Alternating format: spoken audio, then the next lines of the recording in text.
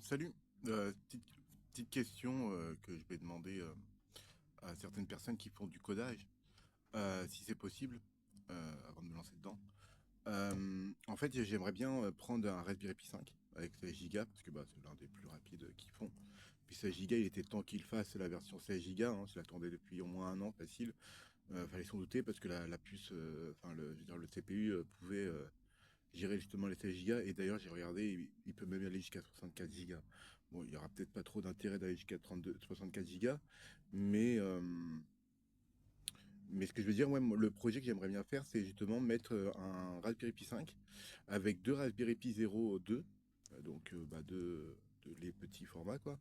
Et en fait, utiliser un hat ou quelque chose pour les brancher en fait au Raspberry Pi 5 et brancher les deux Raspberry Pi 0 dessus.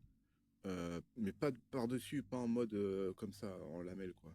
Mais vraiment sur les côtés, par exemple. C'est mieux, c'est plus stable, j'ai l'impression. Enfin, peu importe. D'utiliser en fait le Raspberry Pi 0 comme trade.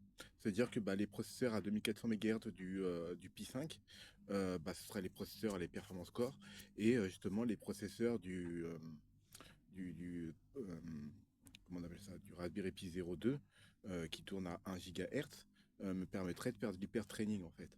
Et donc en fait, bah, avec deux Raspberry Pi 0, ça me permettrait d'avoir 8 cœurs en plus, donc un 4 performance cœur 8 et 8 efficient cœur.